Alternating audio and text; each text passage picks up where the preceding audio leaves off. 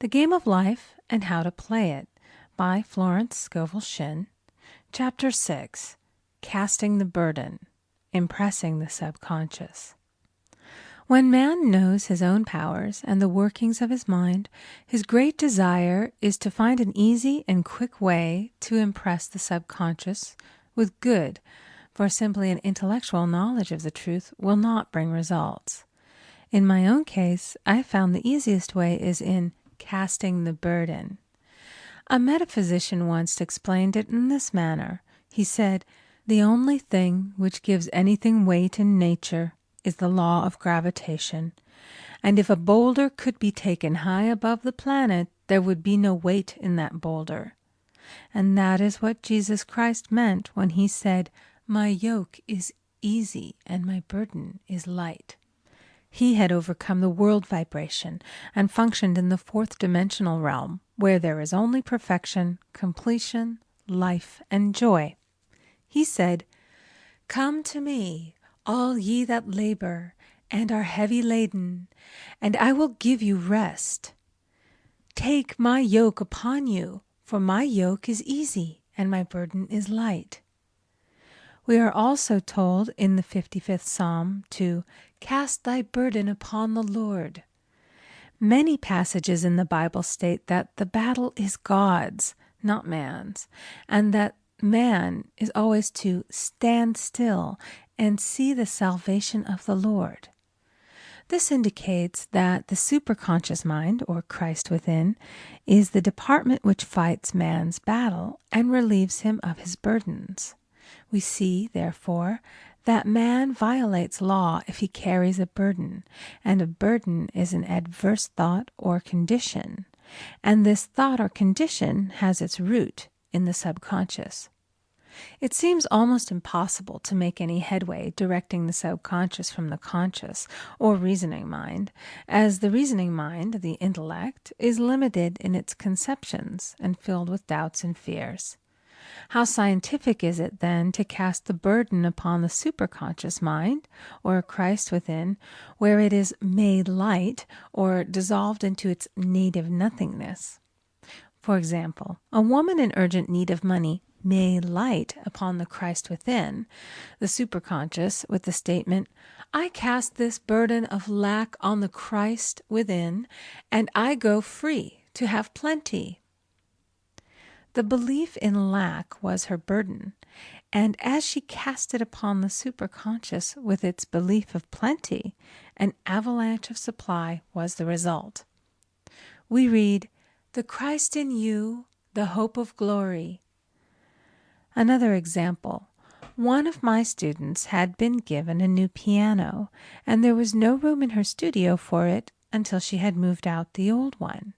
She was in a state of perplexity. She wanted to keep the old piano, but knew of no place to send it. She became desperate, as the new piano was to be sent immediately. In fact, was on its way, with no place to put it. She said it came to her to repeat, "I cast this burden on the Christ within, and I go free." A few minutes later, her phone rang, and a woman friend asked if she might rent her old piano, and it was moved out. A few minutes before, the new one arrived. I knew a woman whose burden was resentment. She said, "I cast this burden of resentment on the Christ within, and I go free to be loving, harmonious, and happy." The almighty superconscious flooded the subconscious with love, and her whole life was changed. For years, resentment had held her in a state of torment and imprisoned her soul, the subconscious mind. The statement should be made over and over and over, sometimes for hours at a time, silently or audibly, with quietness but determination. I have often compared it to winding up a Victrola. We must wind ourselves up with spoken words. I have noticed in casting the burden, after a little while, one seems to see clearly. It is impossible to have clear vision while in the throes of carnal mind. Doubts and fear poison the mind and body, and imagination runs riot, attracting disaster and disease. In steadily repeating the affirmation, "I cast this burden on the Christ within and go free," the vision clears, and with it a feeling of relief, and sooner or later comes the manifestation of good, be it health, happiness, or supply. One of my students once asked me to explain the darkness before the dawn. I referred in a preceding chapter to the fact that often, before the big demonstration, everything seems to go wrong, and deep depression clouds the consciousness. It means that out of the subconscious are rising the doubts and fears of the ages. These old derelicts of the subconscious rise to the surface to be put out. It is then that man should clap his cymbals like Jehoshaphat and give thanks that he is saved, even though he seems surrounded by the enemy, the situation of lack or disease. The student continued, "How long must one remain in the dark?" And I replied, "Until one can see in the dark." And casting the burden enables one to see in the dark. In order to impress the subconscious, active faith is always essential. Faith without works is dead. In these chapters, I have endeavored to bring out this point. Jesus Christ showed active faith when he commanded the multitude to sit down on the ground before he gave thanks for the loaves and the fishes. I will give another example showing how necessary this step is. In fact, active faith is the bridge over which man passes to his promised land. Through misunderstanding, a woman had been separated from her husband, whom she loved deeply. He refused all offers of reconciliation and would not communicate with her in any way. Coming into the knowledge of spiritual law, she denied the appearance of separation. She made this statement: "There is no separation in divine mind. Therefore, I cannot be separated from the love and companionship which are mine by divine right." She showed active faith by arranging a place for him at the table every day, thereby impressing the subconscious with a picture of his return. Over a year passed, but she never wavered, and one day he walked in. The subconscious is often impressed through music. Music has a fourth-dimensional quality and releases the soul from imprisonment.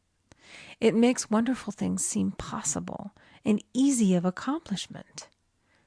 I have a friend who uses her Victrola daily for this purpose.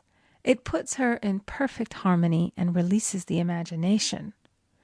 Another woman often dances while making her affirmations. The rhythm and harmony of music and motion carry her words forth with tremendous power. The student must remember also not to despise the day of small things. Invariably, before a demonstration come signs of land. Before Columbus reached America, he saw birds and twigs, which showed him land was near. So it is with a demonstration, but often the student mistakes it for the demonstration itself and is disappointed. For example, a woman had spoken the word for a set of dishes. Not long afterwards, a friend gave her a dish which was old and cracked. She came to me and said, "Well, I asked for a set of dishes, and all I got was a cracked plate." I replied, "The plate was only signs of land. It shows your dishes are coming. Look upon it as birds and seaweed." And not long afterwards, the dishes came. Continually making believe impresses the subconscious. If one makes believe he is rich and makes believe he is successful, in due time he will reap. Children are always making believe, and "Except ye be converted and become as little children, ye shall not enter the kingdom of heaven." For example, I know of a woman who was very poor, but no one could make her feel poor. She earned a small amount of money from rich friends who constantly reminded her of her poverty and to be careful and saving. Regardless of their admonitions, she would spend all her earnings on a hat, or make someone a gift, and be in a rapturous state of mind. Her thoughts were always centered on beautiful clothes and rings and things, but without envying others. She lived in the world of the wondrous, and only riches seemed real to her. Before long, she married a rich man, and the rings and things became visible. I do not know whether the man was the divine selection, but opulence had to manifest in her life, as she had imaged only opulence. There is no peace or happiness for man until he has erased all fear from the subconscious. Fear is misdirected energy and must be redirected or transmuted into faith. Jesus Christ said, "Why are ye fearful, O ye of little faith? All things are possible to him that believeth." I am asked so often by my students, "How can I get rid of fear?" I replied, by walking up to the thing you are afraid of. The lion takes its fierceness from your fear. Walk up to the lion, and he will disappear. Run away, and he runs after you. I have shown in previous chapters how the lion of lack disappeared when the individual spent money fearlessly, showing faith that God was his supply and therefore unfailing. Many of my students have come out of the bondage of poverty and are now bountifully supplied through losing all fear of letting money go out. The subconscious is impressed with the truth that God is the giver and the gift. Therefore, as one is one with the giver, he is one with the gift. A splendid statement is, "I now thank God the giver for God the gift."